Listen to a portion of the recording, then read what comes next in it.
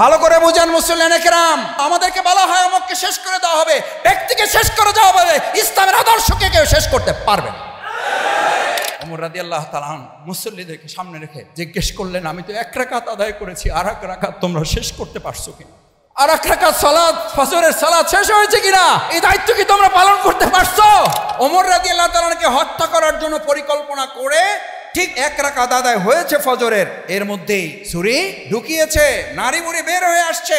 ওমর রাদিয়াল্লাহু তাআলা পড়ে গিয়েছেন, সেন্সলেস হয়েছেন, সালাত ভঙ্গ হয়ে গেছে। সবাই সালাত রেখে সবাই দৌড়তেছে, উনি আহত হয়েছে, উনি পড়ে গেছেন।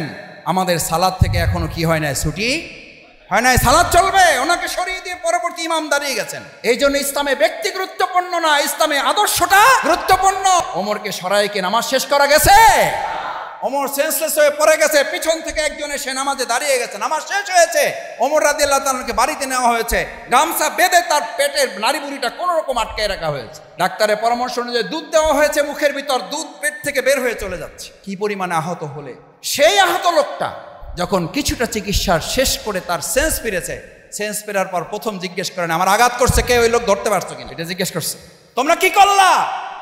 কি দায়িত্ব ছিল তোমাদের? আমার মতো ওমরকে চাকু মেরে চলে গেল, আর তোমরা এখানে ঘোড়ার ঘাস কাটছো? এটা জিজ্ঞেস করছে না? তাহলে জিজ্ঞেস করছে যে ওরে পুলিশ গ্রেফতার করছে কিনা। আর আপনার লোকেরা বলবে, ও দুর্বল মানুষ, জবাব দিতে পারে না, শক্তি নাই, প্রভাব নাই, ও হুজুর ও শফিকুল ইসলাম মাসুদ পাওয়ার নাই, ওই জন্য কিছু বলতে পারে না। আরে মাসুদ ভাই কিছু তো করলেন না, আপনার লোকের মারলো, কিছু তো বললেন না। আরে ভাই আমি কিছু বলি নাই, আমি তো আল্লাহর আরশ আজিমের সাথে আছি বলে তোমার আমি বলি নাই, তোমার জবাব আমার আল্লাহ দেওয়ার জন্যই যথেষ্ট। ওমর রাদিয়াল্লাহু তাআলা মুসল্লিদেরকে সামনে রেখে জিজ্ঞেস করলেন, আমি তো এক রাকাত আদায় করেছি, আর এক রাকাত তোমরা শেষ করতে পারছো কিনা? আর এক রাকাত সালাত, ফজরের সালাত শেষ হয়েছে কিনা? এই দায়িত্ব কি তোমরা পালন করতে পারছো? ফজরের 2 রাকাত সালাত আমি এক রাকাত শেষ করে আসছি, আর এক রাকাত তোমরা দায়িত্ব নিয়ে শেষ করতে পারছো। This is Islam, this is leader, this is spirit of ইসলাম।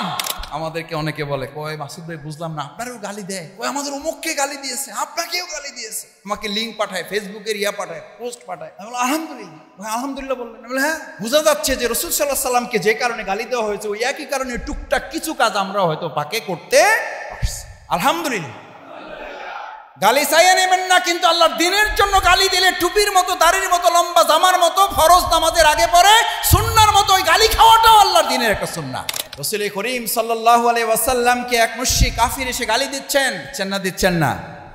রাসূল সাল্লাল্লাহু আলাইহি ওয়াসাল্লামের গালি দিবে আর আপনারে দিবে না কেউ? আপনি আহত হয়ে যাবেন, আপনি শহীদ হয়ে যাবেন, কিন্তু ইসলামের দায়িত্ব পালন চলমান ছিল, আছে। এবং আমরা বিভেদের সমস্ত জায়গা কবর রচিত করে এক সহাবস্থানে বাউফল আমরা তৈরি করবো ইনশাআল্লাহ। জুমার দিন প্রিয় নবী মুহাম্মদ রাসূলুল্লাহ সাল্লাল্লাহু আলাইহি ওয়াসাল্লামের প্রতি দুরূদ পেশ করাকে আল্লাহ রাসূল সাল্লাল্লাহু আলাইহি ওয়াসাল্লাম এত গুরুত্বপূর্ণ বলেছেন, তোমরা দুরূদ পেশ করো। অন্য দিনের দুরূদের গুরুত্ব আছে, কিন্তু জুমার দিনের দুরূদের গুরুত্ব এরকম, যদি তোমরা দুরূদ পেশ করো তাহলে ওই দুরূদ আমার সামনে উপস্থাপন করা হয়। সুবহানাল্লাহ। আপনারা কি, আমরা কি চাই যে আমাদের দুরূদ আজকে রাসূল সাল্লাল্লাহু আলাইহি ওয়াসাল্লামের সামনে উপস্থাপন করা হোক? আপনারা বিভিন্ন দাবি দাবা দেন না, বলেন ভাই আমাদের এটা একটু প্রধান উপদেষ্টার কাছে একটু পৌঁছেন। পৌঁছবে না তার ঠিক নাই, আমার পর্যন্ত, আপনার পর্যন্ত, কেউ একজন পর্যন্ত পৌঁছাইতে পারলে আপনার খুশিতে কি থাকে না, সীমা থাকে না। রাসূল সাল্লাল্লাহু আলাইহি ওয়াসাল্লাম বলেন আজকে দুরূদ পড়ো, ওটা আমার সামনে উপস্থাপন করে ফেরেশতারা। সুবহানাল্লাহ। আমরা একটু দুরূদ শরীফ পড়ি। আল্লাহুম্মা সাল্লি আলা সাইয়্যিদিনা ওয়া নাবিয়ানা ওয়া শাফিয়ানা ওয়া হাবিবানা মাওলানা মুহাম্মদ সাল্লাল্লাহু আলাইহি ওয়া আলিহি ওয়া সাহবিহি ওয়া বারাকা ওয়া সাল্লাম। আল্লাহুম্মা সাল্লি আলা, জোরে, আল্লাহুম্মা সাল্লি আলা সাইয়্যিদিনা ওয়া নাবিয়ানা ওয়া শাফিয়ানা ওয়া হাবিবানা মাওলানা মুহাম্মদ সাল্লাল্লাহু আলাইহি ওয়া আলিহি ওয়া সাহবিহি ওয়া বারাকা ওয়া সাল্লাম। আজকে সালাতে এখানে আপনারা মসজিদে এসেছেন, এখানে আসার আহ্বানকে, আজকের এই মসজিদের মেজবানকে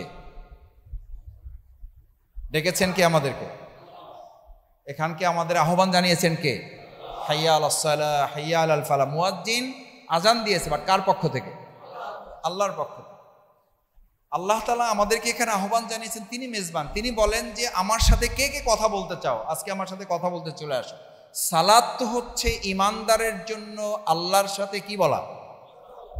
আসসালাতু মিরাজুল মুমিনিন। ইমানদার যদি হন আর সালাত যদি যথাযথভাবে অন্তরে ধারণ করেন তাহলে আপনি সালাত আদায় করতে আসেন নাই, আপনি সালাত আদায় করতে আসছেন এবং আল্লাহর সাথে কথা বলতে এসছেন। সুবহানাল্লাহ। কার সাথে কথা বলতে এসছেন? এবার এই প্রধান উপদেষ্টার সাথে কথা বলার জন্য আমি আপনাকে নিয়ে যেতে চাইলাম যে চলেন আমার সাথে, বলবে যে আরে কি আপনার সাথে যাবো, আমি তো ফ্লাইটে চলে যাব, তাড়াতাড়ি যাইতে হবে, সামনের সিট বইতে হবে যাতে ছবিতে আমার ছবিটা, ওনার পাশে যাতে আমার ছবিটা, বলবেন না তো কেউ, বলবেন না তো এটা কেউ, বলবেন না যে আমি সবার আগে যাই ওনার পাশে বসতে চাই। তাহলে ওই কথাই তো রাসূল সাল্লাল্লাহু আলাইহি ওয়াসাল্লাম বলেছেন, আজকের এই সালাতুল জুমায় প্রথম কাতারে গিয়ে যদি তুমি বসতে পারো এবং অনর্থক কথা থেকে নিজেকে বিরত রেখে চুপ থাকো, তাহলে প্রত্যেক কদমে, তোমার বাড়ি থেকে মসজিদ পর্যন্ত প্রত্যেক কদমে 1 বছর করে নফল নামাজ এবং তাহাজ্জুদের সমান সওয়াব আমলনামায় লেখা দেওয়া। এখন তো তাহলে প্রতিযোগিতা লেগে যাওয়ার কথা, মারামারি লেগে যাওয়ার কথা।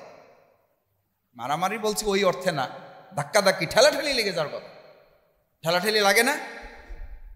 ভিআইপিদের সাথে দেখা করতে ঠেলাঠেলি লাগে না? লাগে না? মেম্বার সাহেবের সাথে দেখা করতেই তো ঠেলাঠেলিতে পুলিশ সামনা লাগে, চৌকিদার দেওয়া লাগে। চেয়ারম্যানের সাথে প্রথম কাতারে যাওয়ার জন্য তো ঠেলাঠেলি লাগে। এমপি সাহেব হলে তো কথাই নাই, উপদেষ্টা, মন্ত্রী, চিফ অ্যাডভাইজার হলে তো কথাই নাই, জাতিসংঘের মহাসচিব হলে তো খুশি থাকবে না। তো এখানে তো আপনি আল্লাহর সাথে কথা বলতে আসছেন, আল্লাহর সাথে দিদার করতে আসছেন, আসসালাতু মা'a রাজুল মুমিনিন, আল্লাহর সাথে দর্শনের জন্য আসছেন। আপনি চিন্তা রাখবেন আপনি আল্লাহকে দেখছেন এটা বড় কথা না, কিন্তু আল্লাহ আপনাকে এর চেয়ে আর কি দরকার? তাহলে আপনার পাঞ্জাবিটা তো আজকে সেরা হওয়ার কথা। তাহলে যে কোনো একটা পরে আসছেন কেন? কে আসছেন আমি জানি না, মাফ করে দেন আমার, এটা খেয়াল রাখবেন। সালাতে সবচেয়ে ফিটফাট, সবচেয়ে ভালো পোশাকটা পরবেন ইনশাআল্লাহ। এটা শুধু সালাতুল জুমার জন্য না, প্রত্যেক সালাতের জন্য। আমাদের অনেক কর্মজীবী ভাইয়েরা থাকেন, আলহামদুলিল্লাহ সামর্থ্যের মধ্যে যেটুকু কুলায়, আপনার সেরাটা যদি আপনার তৌফিকের সর্বোচ্চটা হয়, ওই সেরাটা আল্লাহর কাছে সবচেয়ে বেশি প্রিয়। সুবহানাল্লাহ। ওই গেঞ্জি পরাটা আল্লাহর কাছে সবচেয়ে বেশি প্রিয়। ওই গামছা জড়ানো নামাজটা কাবলিওয়ালা, পাগড়িওয়ালা, দাড়িওয়ালা, টুপিওয়ালার চেয়ে আল্লাহর কাছে ওটা অনেক সময় বেশি প্রিয় হয়ে যায়। সুবহানাল্লাহ। ওটা যেন আপনার সবচেয়ে সেরা তৌফিকটা হয়, আপনি যেন ফাঁকি না দেন, আমি যেন ফাঁকি না দেই। আমি আজকে সবচেয়ে ভালো পাঞ্জাবিটা পরেছি আপনাদের দেখানোর জন্য, আল্লাহ মাফ করুন। এটা আমার কথা বলছি না, আপনাদের সবার জন্য। কারণ আপনি কোথায় এসছেন? আল্লাহর সাথে সাক্ষাতের জন্য এসছেন, আল্লাহর সাথে কথা বলার জন্য এসছেন, আল্লাহর কাছে নিজেকে সারেন্ডার করার জন্য এসছেন। প্রতি কদমে, বাড়ি থেকে রওনা দিয়ে এখানে আসতে প্রতি কদমে 1 বছর নফল রোজা রাখা এবং পুরো বছর সালাতুত তাহাজ্জুদ পড়ার সওয়াব আল্লাহ আমলনামায় লিখে দেন। এজন্য সাহাবায়ে ইজমাম কিরামগণ এই সময় গাড়িতে বা অন্য কিছুতে বাহনে না এসে হেঁটে আসতেন। এমনও সাহাবী আজমাইন ছিলেন, তারা মসজিদের সাথে ঘর, এই অবস্থার কারণে রাসূল সাল্লাল্লাহু আলাইহি ওয়াসাল্লামের কাছে গিয়ে বলছেন, ইয়া রাসূলুল্লাহ, আমার ঘরটা আমি এখান থেকে দূরে নিয়ে যেতে চাই, কারণ আমি এই সওয়াব থেকে বঞ্চিত হতে চাই না। সুবহানাল্লাহ। আমার ভাইয়েরা, সালাত হচ্ছে রাসূল করিম সাল্লাল্লাহু আলাইহি ওয়াসাল্লাম বলেন, as-সালাত ক্বালা রাসূলুল্লাহ সাল্লাল্লাহু আলাইহি ওয়াসাল্লাম, as-সালাত আ'য়ুনুয যিকর, আ'য়ুনুয যিকর। সালাত হচ্ছে অন্তরকে প্রশান্তি দানকারী। কি কারী? আমাদের সমাজে এখন সবচেয়ে বেশি সমস্যা হচ্ছে অস্থিরতা। কি অস্থিরতা? অস্থির। দেখবেন সাইকেলের সাথে রিকশার ধাক্কা লেগেছে, মারামারি শুরু হয়ে গেছে, না যায় নাই? কিসের কারণে? অস্থিরতার কারণে। কে কার আগে যাবে, কে কার আগে ছুটবে, কে কার আগে গিয়ে পৌঁছে যাবে, অস্থির। এই অস্থিরতা আসে ইবলিসের থেকে, আর স্থিরতা আসে আরশে আজিম থেকে। বলেন, অস্থিরতা আসে কোথা থেকে? ইবলিসের থেকে। আমি যখন, শফিকুল ইসলাম মাসুদ যখন অস্থির হয়ে যাবে, বুঝতে হবে সে ইবলিসের সাথে আছে। কার সাথে? তাহলে আমরা সবাই ইবলিসের সাথে থাকার সিদ্ধান্ত নিলাম আজকে থেকে। তাহলে আমরা আজকে থেকে কি থাকবো? একজন গালি দেবে, আপনি স্থির থাকবেন। কার সাথে আছেন? কার সাথে আছেন? স্থির আছেন মানে কার সাথে আছেন? শুধু আল্লাহর সাথে না, আল্লাহ বলেন আরশে আজিমের সাথে আছো তুমি। সুবহানাল্লাহ, সুবহানাল্লাহ। আর আপনারে লোকেরা বলবে ও দুর্বল মানুষ, জবাব দিতে পারে না, শক্তি নাই, প্রভাব নাই, ও হুজুর ও শফিকুল ইসলাম মাসুদ পাওয়ার নাই, ওই জন্য কিছু বলতে পারে না। আরে মাসুদ ভাই কিছু তো করলেন না, আপনার লোকেরা মারলো, কিছু তো বললেন না। আরে ভাই আমি কিছু বলি নাই, আমি তো আল্লাহর আরশ আজিমের সাথে আছি বলে তোমার আমি বলি নাই, তোমার জবাব আমার আল্লাহ দেওয়ার জন্যই যথেষ্ট। রাসূল করিম সাল্লাল্লাহু আলাইহি ওয়াসাল্লামকে এক মুশরিক কাফির এসে গালি দিচ্ছেন, দিচ্ছেন না? দিচ্ছেন না? রাসূল সাল্লাল্লাহু আলাইহি ওয়াসাল্লামের গালি দিবে আর আপনারে দিবে না কেউ? আমাদেরকে অনেকে বলে কয় মাসুদ ভাই বুঝলাম না, আপনারও গালি দেয়। আমি বললাম কেন, আপনি কে? শফিকুল ইসলাম মাসুদ কে? উনি কোথাকার লোক? উনি কোন আল্লাহর ওলি? কয় আমাদের অমুককে গালি দিয়েছে, আপনাকেও গালি দিয়েছে। মাসুদ ভাই আমাকে লিঙ্ক পাঠায়, ফেসবুকের পাঠায়, পোস্ট পাঠায়। আমি বললাম আলহামদুলিল্লাহ। ভাই আলহামদুলিল্লাহ বললেন? আমি বললাম হ্যাঁ। বোঝা যাচ্ছে যে রাসূল সাল্লাল্লাহু আলাইহি ওয়াসাল্লামকে যে কারণে গালি দেওয়া হয়েছে ওই একই কারণে টুকটাক কিছু কাজ আমরা হয়তো পাকে করতে পারছি। আলহামদুলিল্লাহ। গালি চাইয়ে নেবেন না, কিন্তু আল্লাহর দ্বীনের জন্য গালি দিলে টুপির মতো, দাড়ির মতো, লম্বা জামার মতো, ফরজ নামাজের আগে পরে সুন্নাহর মতো ওই গালি খাওয়াটাও আল্লাহর দ্বীনের একটা সুন্নাহ। পারবেন স্থির থাকতে ইনশাআল্লাহ? তাহলে মামলা কমবে না বাড়বে? ঝগড়া বাড়বে না কমবে? মারামারি বাড়বে না কমবে? এই শিক্ষা দেয় সালাত। সালাতে আইসাও দেখবেন পেরেশান, হুজুর কি হইলো, কি কথা ছিল?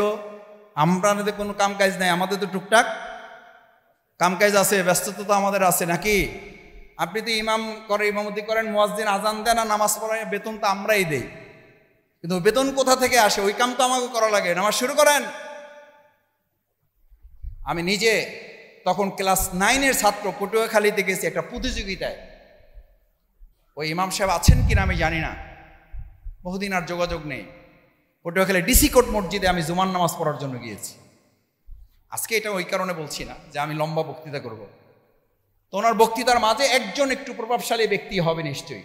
উনি দাঁড়িয়ে শুধু বলছেন যে হুজুর টাইম হয়ে গেছে। কি হয়ে গেছে? টাইম হয়ে গেছে, বসেন বসেন। বসে না, আমি তো বলছি যে শুধু টাইম হয়েছে। আমিও তো বলছি বসেন। যে মসজিদের মুসল্লি ইমামকে নির্দেশ দেয় আর ওই নির্দেশের আলোকে ইমাম চলে, ওই ইমামের পিছনে নামাজ হয় না। কি হয় না?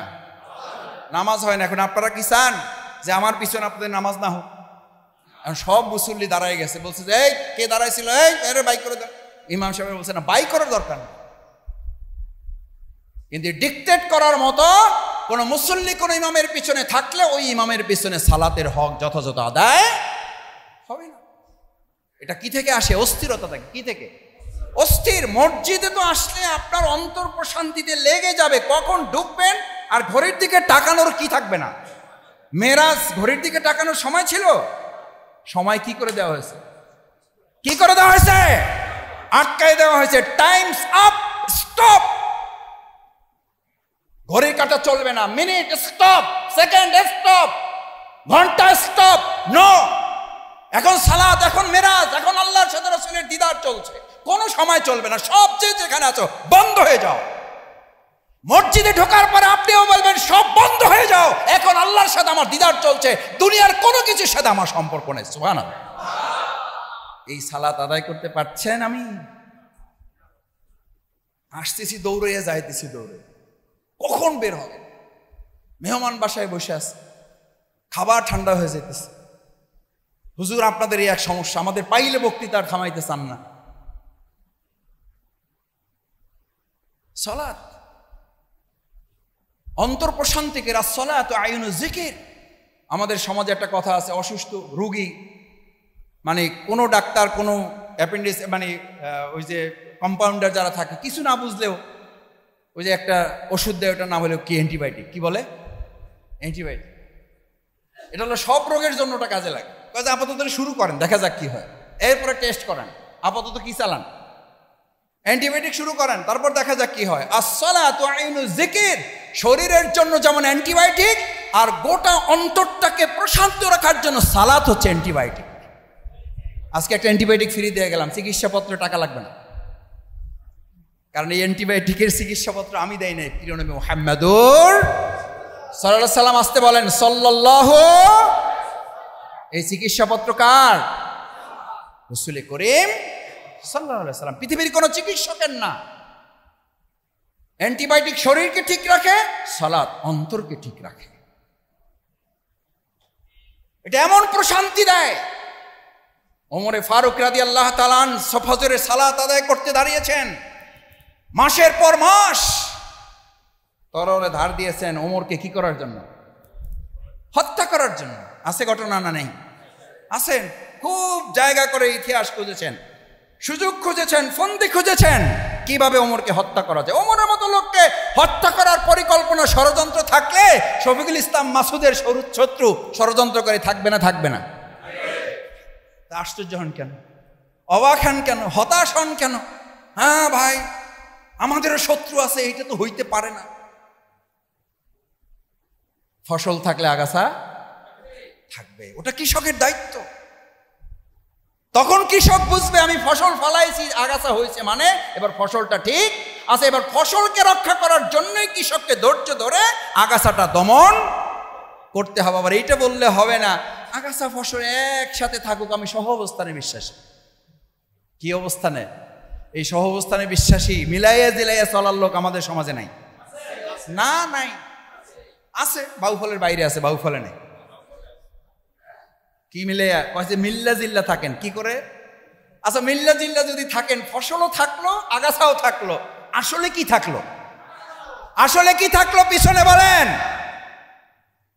আপনি যদি সিদ্ধান্ত নেন জমি সামনে দাঁড়াইয়া যে আমি সিদ্ধান্ত নিয়েছি আমার খেতে ফসলও থাকবে আগাছাও থাকবে, আসলে কি সিদ্ধান্ত নিয়েছেন? আসলে কি থাকে? কারণ ফসল এবং আগাছার সিদ্ধান্ত যদি কেউ নেয় চূড়ান্তভাবে ফসলকে আগাছা দমন করে ফেলে, থাকে কি? আগাছা। এই ফসলের প্রয়োজনেই আগাছা কি করতে হয়? সেই জন্য সালাত নির্দেশ দিচ্ছে বিসমিল্লাহির রহমানির রহিম, ইন্নাস সালাতা তানহা আনিল ফাহশাই ওয়াল মুনকার। সুবহানাল্লাহ। ইন্নাস সালাতা তানহা আনিল ফাহশাই ওয়াল মুনকার। সালাত আদায় করে শুধু সে অ্যান্টিবায়োটিক গ্রহণ করে না, সে যে কোনো রোগের বিরুদ্ধে সমাজকে সুস্থ করার জন্য লড়াইয়ের একজন সৈনিক হিসেবে নিজেকে পরিণত করে। সুবহানাল্লাহ। সালাত বলা হচ্ছে আসসালাতু আইনুস জিকির বলা হচ্ছে, আবার এই সালাতকে বলা হচ্ছে সমাজ এবং রাষ্ট্রকে পরিশুদ্ধ করার এটা একটা মাধ্যম। সালাত থাকলে সেখানে কি থাকবে না? ফাহশা, অশ্লীলতা, বেহায়াপনা থাকবে না। তা আমাদের সমাজে সালাত আছে না নাই? অশ্লীলতা আছে না নাই? তাহলে কি হইলো ভাই? তাহলে কি হইলো ভাই? তাহলে তো বোঝা যাচ্ছে ফসলও আছে আগাও আছে, তার মানে কি আছে? এখন বলেন, এখন আমার বলেন, এখন কি সালাত বাদ দিয়ে দেবো আমরা? না। এই জন্যই সালাতের আলোচনা নিয়ে আসছি আজকে, এই জন্যই সালাতের আলোচনা নিয়ে আসছি। সালাত ওমর রাদিয়াল্লাহু তাআলাকে হত্যা করার জন্য পরিকল্পনা করে ঠিক এক রাকাত আদায় হয়েছে ফজরের, এর মধ্যেই ছুরি ঢুকিয়েছে, নাড়ি বুড়ি বের হয়ে আসছে, ওমর রাদিয়াল্লাহু তাআলা পড়ে গিয়েছেন, সেন্সলেস হয়েছেন। সালাত ভঙ্গ হয়ে গেছে সবাই, সালাত রেখে সবাই দৌড়তেছে। ভালো করে বুঝেন, ভালো করে বুঝেন মুসল্লিয়ানে কেরাম, এটা সালাতের শিক্ষা। একজন নেতা ইমাম, ইমাম মানে লিডার, ইমাম মানে নেতা, ইমাম মানে শাসক, উনি আহত হয়েছে, উনি পড়ে গেছেন। আমাদের সালাত থেকে এখনো কি হয় নাই? ছুটি হয় নাই, সালাত চলবে। ওনাকে সরিয়ে দিয়ে পরবর্তী ইমাম দাঁড়িয়ে গেছেন, না দাঁড়িয়ে যান নাই? এই জন্য ইসলামে ব্যক্তি গুরুত্বপূর্ণ না, ইসলামে আদর্শটা গুরুত্বপূর্ণ। আমাদেরকে বলা হয় অমুককে শেষ করে দেওয়া হবে, ব্যক্তিকে শেষ করে দেওয়া হবে, ইসলামের আদর্শকে কেউ শেষ করতে পারবে না। ওমরকে সরাইকে নামাজ শেষ করা গেছে? ওমর সেন্সলেস হয়ে পড়ে গেছে, পিছন থেকে একজন এসে নামাজে দাঁড়িয়ে গেছে, নামাজ শেষ হয়েছে। ওমর রাদিয়াল্লাহু তাআলাকে বাড়িতে নেওয়া হয়েছে, গামছা বেঁধে তার পেটের নাড়ি বুড়িটা কোনো রকম আটকায় রাখা হয়েছে। ডাক্তারের পরামর্শ অনুযায়ী দুধ দেওয়া হয়েছে মুখের ভিতর, দুধ পেট থেকে বের হয়ে চলে যাচ্ছে। কি পরিমাণে আহত হলে সেই আহত লোকটা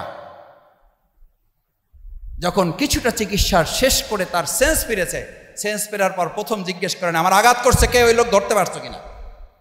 এটা জিজ্ঞেস করছে। তোমরা কি করলা? কি দায়িত্ব ছিল তোমাদের? আমার মতো ওমরকে চাকু মেরে চলে গেল আর তোমরা এখানে ঘোড়ার ঘাস কাটছো? এটা জিজ্ঞেস করছে না? তাহলে জিজ্ঞেস করছে যে ওরে পুলিশ গ্রেফতার করছে কিনা। স্থির স্থির আর সালাত, সালাত আপনাকে স্থিরতা শেখায়, ধৈর্য শেখায়, সহনশীলতা শেখায়।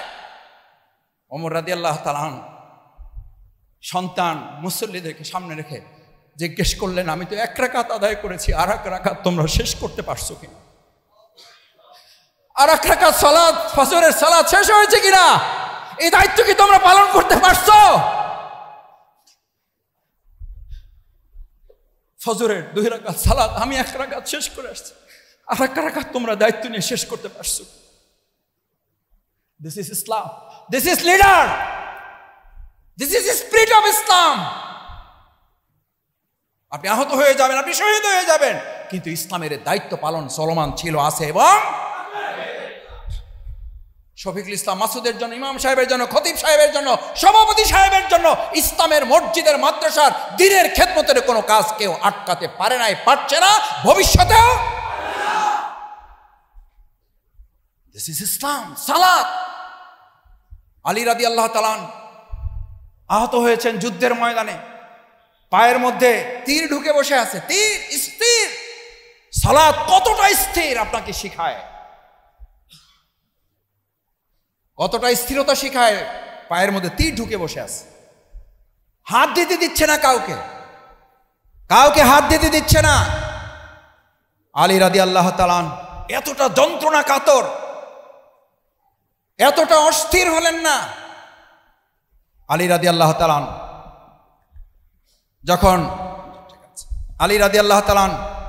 যখন এই অবস্থার মধ্যে চিকিৎসকরা হাত দিতে দিচ্ছে না, চিকিৎসকরা হাত দিতে পারছেন না, ওনার সাথে একজন এসে বললেন, আলী রাদিয়াল্লাহু তাআলা এই তীর খোলার একটাই মাত্র পথ আছে, একটাই মাত্র রাস্তা আছে, একটাই মাত্র ওয়ে আছে। সেটা কি? তাকে নামাজে দাঁড় করে দাও, এরপরে তীর খোলো না কেন, তার পা ওখান থেকে খুলে নাও, কিছুই সেটের। আমার ভাইয়েরা, এখানে কে মুসল্লি শফিকুল ইসলাম মাসুদ সহ কে এখানে আছি যে আমার পায়ের তীর খোলার জন্য নামাজে দাঁড় করিয়ে তীর খুলে নেওয়া হবে, আমি টেরই পাবো না? আলী রাদিয়াল্লাহু তাআলা নাকি ঠিক কথা অনুযায়ী দাঁড় করে দেওয়া হলো, তীর খুলে নেওয়া হলো। নামাজ শেষে জিজ্ঞেস করছে, আমার সালাত আদায় হয়েছে তো? আমি শেষ করতে পেরেছি? বলছে হ্যাঁ পেরেছেন। বলছে আপনার একটা তীর ছিল? বলছে আমি তো কিছু টের পাইনি, আমি একটা পিঁপড়ার কামড়ের মতো শুধু অনুভব করেছি। সুবহানাল্লাহ। দিস ইজ সালাত, স্থিরতা। এই সালাত আপনাকে স্থিরতা শিখায়। সালাতের মধ্যে তাড়াহুড়া করবেন না। এটা শুধু সালাতুল জুমায় না, কোন সালাতে তাড়াহুড়া করা মানে ওই সালাতের প্রতি ইনসাফ করা না, জুলুম করা। সালাতের মানে হচ্ছে আপনি অস্থির ছিলেন, এখন কি হওয়ার জন্য আসছেন? কি হওয়ার জন্য আসছেন? সিজদায় যাবেন, সিজদায় গিয়ে 3 বার পড়ছেন না, 11 বার পড়ছেন না, 9 বার পড়ছেন না, 13 বার পড়ছেন না, 15 বার পড়ছেন, এই হিসাবেই তো আপনার থাকবে না। আর আমরা তো 3 বারের আগে 2 বারও, 3 বারের জায়গায় 5 বার পড়লেন। আমার শেষে ইমামে জিজ্ঞেস করতেছে যে হুজুর ঘটনা কি? এসি মসজিদ পাইয়ে আজকে কি একবার সব ভুলে গেছেন? আমাদের তো টুকটাক কাজবাজ থাকে, পকেটের টিকিট ছিল, আমার তো টিকিট ধরতে হবে, বাস ধরতে হবে, লঞ্চ ধরতে হবে, যাতে হিসাব করা উচিত আপনাদের। এই কথা বলার মতো মুসল্লি নাই। অথচ সিজদায় যখন চলে যান, সিজদা হচ্ছে আল্লাহর সাথে আর বান্দার কোনো মাঝখানে কি থাকে না, পর্দা থাকে না। সিজদায় গিয়ে আপনি সব বলবেন আল্লাহকে। আল্লাহ আমার কথা শোনার কেউ নাই, আল্লাহ আমার মেম্বার নাই, আল্লাহ আমার চেয়ারম্যান নাই, আল্লাহ আমার এমপি নাই, আল্লাহ আমার মন্ত্রী নাই, আল্লাহ আমার কোনো প্রভাবশালী লোক নাই, আমার কোনো রাজনৈতিক কর্মী নাই, কোনো নেতা নাই, কিছু নাই। আল্লাহ আমার কেউ নাই বলে আমার সব কথা আমি কাকে বলতে আসছি? সিজদা। সিজদা। ওমর রাদিয়াল্লাহু তাআলা যখন সিজদায় চলে যেতেন, আবু বকর রাদিয়াল্লাহু তাআলা যখন সিজদায় চলে যেতেন, পিছনের লোকেরা মনে করতো এই লোকটা বোধহয় আর জীবিত নাই। কি নাই? হুশ নাই, হুশ নাই। রাসূল সাল্লাল্লাহু আলাইহি ওয়াসাল্লাম সিজদায় যেতেন, এত লম্বা সিজদা করতেন, মুসল্লিরা মনে করতো মুহাম্মদ রাসূলুল্লাহ সাল্লাল্লাহু আলাইহি ওয়াসাল্লামের বোধহয় কোনো অসুবিধা হয়েছে। সাহাবায়ে কিরামগণ বর্ণনা করেন যে আমরা পিছন থেকে কেউ কেউ মাথা উঁচু করে কেবল দেখতে যাব, এই সময় রাসূল সাল্লাল্লাহু আলাইহি ওয়াসাল্লাম মাথা উঠে ফেলতেন। আমরা এরকম সিজদা দেই তো নাকি? সালাত। সিজদায় যাবেন, দুনিয়া ভুলে যাব, দুনিয়া ভুলে যাব না। সিজদা আমাকে দুনিয়া ভুলিয়ে আমাকে পরকালে ঢুকাইয়ে দেওয়ার নাম হলো, বলেন, দুনিয়া ভুলে পরকালে ঢুকাইয়ে দেওয়ার নাম হলো সিজদা। আর আমাদের সিজদা হলো সিজদার মধ্যে বসেই কয়বার সুবহানাল্লাহ বলছি, তার চেয়ে বড় কথা হলো দোকানের হিসাব ওর মধ্যে ক্লিয়ার, পরিবারের হিসাব ওর মধ্যে ক্লিয়ার। আমার ভাইয়েরা, মুসল্লিয়ানে কেরাম, আমি আপনাদের কষ্ট বাড়াতে চাই না। এই সিজদা দিয়ে নামাজ সালাত কি আদায় করতে পারবো ইনশাল্লাহ? দেখি আমরা ইনশাল্লাহ আমাদের সিজদা কি আজকে থেকে পরকালে ঢোকার দরজা হবে ইনশাল্লাহ? এই সিজদাকে আমাকে আল্লাহমুখী করবে ইনশাল্লাহ? এই সিজদাকে আমাকে পরকালমুখী করবে ইনশাল্লাহ? রাসূল সাল্লাল্লাহু আলাইহি সাল্লাম বলতেন, সিজদা যখন দিবা তখন দুই হাত এমনভাবে রাখবা, ডানে বামে চোখটা বন্ধ করে ভাববা তোমার সামনে কিচ্ছু নেই, তোমাকে কবরে শোয়ায় রাখা হয়েছে, তুমি কিছুই দেখতে পাচ্ছ না, তুমি একা, পৃথিবীতে আর কেউ নেই তোমার। সিজদায় গিয়ে কবরের দৃশ্য তোমার চোখের সামনে নিয়ে আসো। কবর, ইন্নী ওয়াজ্জাহতু ওয়াজহিয়া লিল্লাযী, যখন দাঁড়িয়ে যান আল্লাহকে সামনে রেখে, তখন আপনি ভাববেন আমি শুধু আল্লাহকে সামনে রেখে দাঁড়াই নাই, দুনিয়ার সব কিছু থেকে মুক্ত হয়ে আমি এক আল্লাহকে সাক্ষী রেখে দাঁড়িয়ে গেলাম, আমি এক আল্লাহ ছাড়া আর কাউকে মানি। আমার ভাইয়েরা, সালাত এটা ট্রেনিং দেয়, এক আল্লাহ ছাড়া কাউকে না মানা। ইন্নী ওয়াজ্জাহতু, সোজা, একদম সোজা। আমরা সোজা হই জীবিত অবস্থায় না, আমরা সোজা হই মরার পরে। বাপ এবং সন্তান দুইজনে মিলে অথবা দুই ভাই মিলে বাপের কফিন, একজন মাথার কাছে কাপড় ধরে, একজন পায়ের কাছে কাপড় ধরে, দুইজনে টানে আর বলে কি করো, কি করো, কি করো।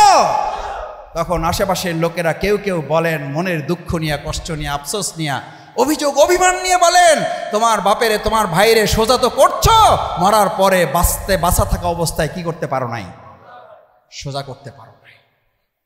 সালাত আপনার জীবনকে সোজা করার জন্য। সালাত, আজকে এখানে যারা আসছেন, আমরা কি সিদ্ধান্ত নিতে পারলাম সিরাতাল মুস্তাকিম, জীবনটাকে সোজা সরল সঠিক পথে চালাবার জন্য আজকে সালাত আমাদের জীবনে?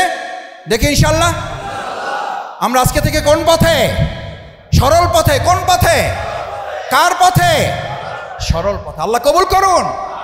এটা হচ্ছে সালাত। সালাতের শেষ একটা কথা বলে সালাতের জন্য আমরা চলে যাব। সালাতের প্রতি আকর্ষণ বাড়ছে না বাড়ে নাই? কখন সালাতে দাঁড়াবেন? অস্থির লাগবে। এটা সালাতের আর একটা মাসালা। আজান হওয়ার আগে আপনার মধ্যে অস্থিরতা তৈরি হবে, কখন মসজিদে যাব, কখন মসজিদে যাব। এই অস্থিরতা যখন তৈরি হবে, রাসূল সাল্লাল্লাহু আলাইহি সাল্লাম বলেন ফা আনতা মুমিন, তুমি ইমানদার। ফা আনতা মুমিন, এমন তুমি ইমানদার। যদি তোমার মধ্যে অস্থিরতা তৈরি হয়, ফজর নামাজ মসজিদে সালাত জামাতে আদায় করতে পারো নাই, তোমার মধ্যে টেনশন লাগতেছে, অস্থির লাগতেছে, ভালো লাগতেছে না, ভাবি জিজ্ঞেস করতেছে, খালাম্মা জিজ্ঞেস করতেছে, চাচি আম্মা জিজ্ঞেস করতেছে, কি হয়েছে তোমার, এমন ছটফট করছে কেন? আপনি বলবেন কেন, তুমি খেয়াল করো নাই আজকে যে আমি মসজিদে গিয়ে সালাত জামাতের সাথে আদায় করতে পারি নাই। অস্থির হয়ে যাও। শেষ এখানে আসছেন, কেউ কাউকে ডানে বামে তাকায় দেখতেছেন যে আপনার ইজ্জতের সাথে যায় কিনা যার পাশে বসছেন। ডানে বামে তাকায় গিয়ে দেখতেছেন যে আপনার দলের কর্মী কিনা, না হলে উঠাই দিতেছেন এরকম, যে আমার মতের সাথে মিললে বসেন, না হলে ওঠেন, ওঠেন, দেখেন আমার নামাজটা ঠিক রকম আদায় করতেছে, আপনার পাশে নিয়ে আমি কোনো ঝামেলায় যাইতে। এটা মসজিদে মনে হয় তো আমাদের মনে হয়, এটা ভুলিয়ে দেয় কে?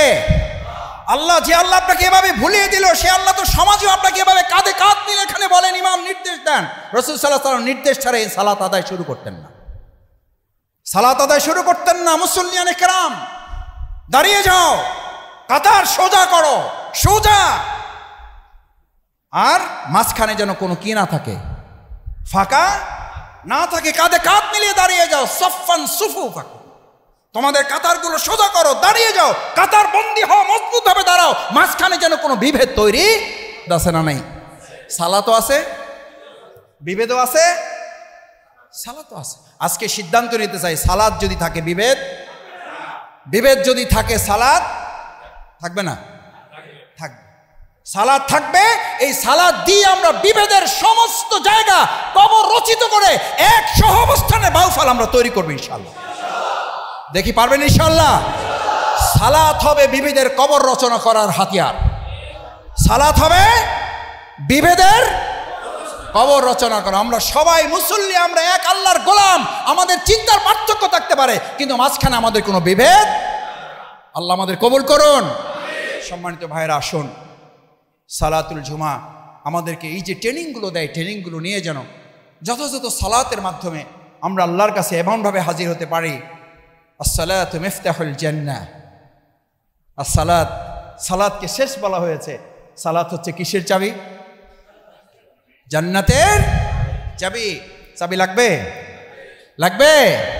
ফ্ল্যাটের চাবি, প্লটের চাবি, গাড়ির চাবি, বহু চাবি তো জীবনে পাইছেন। ব্যাংকের চাবি, লোপাটের চাবি, কত কিছু চাবি তো জীবনে অর্জন করছেন। এখন আজকের মসজিদ থেকে আমরা একটা চাবি নিয়ে যেতে চাই। কিসের চাবি? জান্নাতের চাবি। কিসের চাবি? কিসের চাবি? এই চাবির নাম কি? সালাত। এই চাবির নাম কি? 5 ওয়াক্ত সালাত মাঝে মধ্যে পড়বো, মাঝে মধ্যে পড়বো না ইনশাআল্লাহ। তাহলে তো চাবি মাঝে মধ্যে থাকবে, মাঝে মধ্যে থাকবে না। হোটেলে যদি মাঝে মধ্যে 2 সেকেন্ডের জন্য চাবি হাতছাড়া হয়ে যায়, হোটেল আছে না? নাই, নাই। তারপরে তো জান্নাত নাই। এই জন্য রাসূল সাল্লাল্লাহু আলাইহি ওয়াসাল্লাম বলেছেন, যখন কেউ 1 রাকাত সালাত, 1 ওয়াক্ত না, ভালো করে বুঝেন, একদম পিছন পর্যন্ত ভালো করে শোনেন। সালাতুল জুমায় মসজিদের ইমাম দাঁড়িয়ে পিছনে তাকায় খুব আনন্দিত থাকে, আবার ওই একই মসজিদের ইমাম ফজরের নামাজের আজান দিয়ে মুখটা গোমরা করে বসে থাকে। আরে আজকে আদৌ সালাতুল ফজরের জামাতটা হবে কিনা? আচ্ছা বলেন, এই মুসল্লিরা কই যায়? আজকে না হয় কিছু ভাইদের আমন্ত্রিত আসছেন, বাকি তো সব এলাকারই নাকি? নাকি মেহমান সবাই? নাকি মেহমান সবাই? সব মেহমান। তাহলে এই একই ইমাম আজকে যখন সবাই আমরা আনন্দিত, এই একই ইমাম আজকে রাত শেষ করে যখন সালাতুল ফজরে আজানের পরে এখানে দাঁড়ায়া ডানে বামে তাকাবেন, জানালা দিয়ে তাকাবেন, দরজা দিয়ে তাকাবেন, এই পাশে দিয়ে তাকাবেন, ঘড়ির দিকে একবার তাকাবেন, কই মুসল্লি কোথায়? আমি তো 3 জনই তো হইল না, 6 জনই তো হইল না, আজকের আমাদের জামাতটা কিভাবে অনুষ্ঠিত করব? আমার ভাইয়েরা, 5 ওয়াক্ত সালাত জামাতের সাথে আদায় করার ট্রেনিংটা আজকের সালাতুল জুমা আপনাকে শিখিয়ে দেয়। আজকে জুমায় যেভাবে সবার আগে শুরু করে প্রথম কাতারে এসে উটের সওয়াব নেওয়ার জন্য তোমাকে ট্রেনিং দেওয়া হলো, তুমি আসর, তুমি জোহর, তুমি মাগরিব, তুমি এশা, তুমি ফজর, প্রত্যেকটা ওয়াক্ত 1 রাকাত সালাত কেউ ছেড়ে দিলে পরবর্তী সালাত আদায় করার আগ পর্যন্ত তার ঈমান ঝুলন্ত অবস্থায় থাকে। কি অবস্থায়? সে মুমিন থাকতেও পারে। আচ্ছা, এটা রাজি আছেন সবাই? এই ঝুঁকি কেউ নিতে চান? তাহলে 1 ওয়াক্ত বলা হয় না, এক রাকাত। আর আমার জীবন থেকে হেলায় খেলায় আসর চলে যাচ্ছে, হেলায় খেলায় মাগরিব চলে যাচ্ছে, হেলায় খেলায় এশা চলে যাচ্ছে, ঘুমের তাড়নায় ফজর চলে যাচ্ছে, অথচ ঈমানও থেকে যাচ্ছে। নামাজও নাই, ঈমানও আছে। কেমন ঈমানদার আপনি? আজকে আমরা একটা ওয়াদা এখান থেকে করে যেতে চাই। আমার জীবনে আমরা যতদিন বেঁচে থাকবো, আমার জীবন থেকে 1 ওয়াক্ত তো দূরের কথা, হুশ থাকলে, জ্ঞান থাকলে 1 রাকাত সালাত আমার জীবন থেকে যাবে না, যাবে না, যাবে না ইনশাল্লাহ। আল্লাহ, আপনি হাতগুলো দুনিয়ার ক্যামেরায় বাদ পড়তে পারে, দুনিয়ার ক্যামেরায় হাত নাও আসতে পারে, দুনিয়ার ক্যামেরায় হাতের কোনো প্রয়োজন নাই, দুনিয়ার ক্যামেরায় আমাদের হাতের কোনো দেখার দরকার নাই। আল্লাহ আরশে আজিমের ক্যামেরায় আমাদের হাতগুলো বন্দী করে কাল কিয়ামতের দিনে হাতগুলো দেখে দেখে আমাদেরকে জান্নাতের জন্য আপনি চাবি দিয়ে কবুল করেন। আমিন, আমিন। আসসালামু আলাইকুম ওয়া রাহমাতুল্লাহি ওয়া বারাকাতুহু।